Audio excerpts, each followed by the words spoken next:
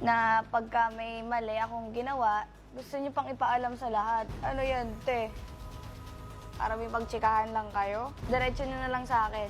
Kasi yung pangit kasi na, kung dito, good yung image niyo na nagchichikahan kayo ng ibang tao, paano yung image niyo sa labas? Anong dating sa iba? Backstabber kayong lahat?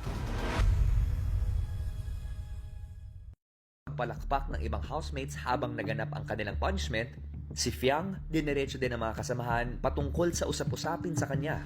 Ako naman, kasi before, syempre may mga issue sa akin dito. Bakit? Akala nyo, di nakarating sa akin. Hindi, ayun kasi, naiirita talaga kasi ako pag nang babackstab. Dami mo pa sa Jay. Totoo? Irritable na ako sa inyo. Pero naman, ayun nga, sana, if meron kayo nakikitang problem sa akin or what, na nakikita niyong mali sa akin, diretso na lang sa akin, hindi yung papakalatin niyo pa dito, chichikan niyo pa sa mga tao. Okay, she's not in a relationship, pero may someone, so parang we don't know. That's very wrong. Yung tinutukoy niya is yung time na kinausap ko si Jaren. So just be cautious. With me and Fiang. Magalit mo kayo sa akin? Wala. Bakit? Anong reason nung pang-backstab? Okay, so I just wanna say sorry and transparent din kay Ate Jazz. Kasi, ayun nga, simula nga nung narinig ko yung stories, nag-iba talaga yung tingin ko sa'yo, I swear. Hindi na parang ganun kataas yung respeto ko sa'yo simula nung narinig ko yun. Sa isip ko, paano ko pagtatanggol yung sarili ko? Pero yun, just wanna say sorry din.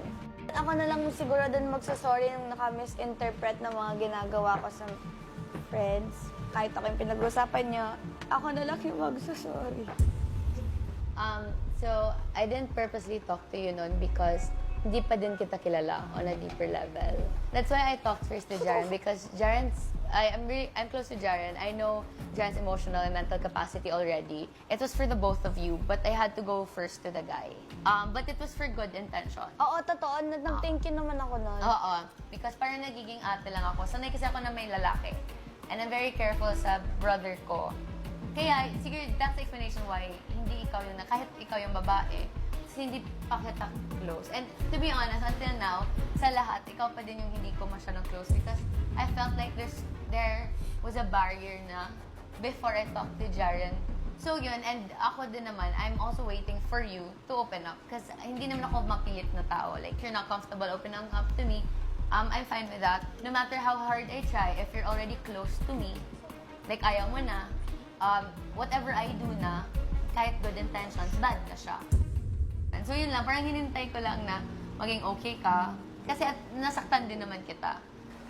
Sorry. Sorry din. Maril talk po ako, kuya. Like, habang nag-open ako, kuya, parang nare-relief po ako. I was happy also na na-open yun, kuya, because it takes courage and bravery to say what Fiang said to me in front of everyone, and naging proud and happy din ako. Wrap everything up that we're only a housemate once. We're not coming back in this house to be a housemate again. This is like a once-in-a-lifetime experience and opportunity, so don't hold grudges. It's better that we build a foundation for a good relationship inside here so that we have an even better one when we leave.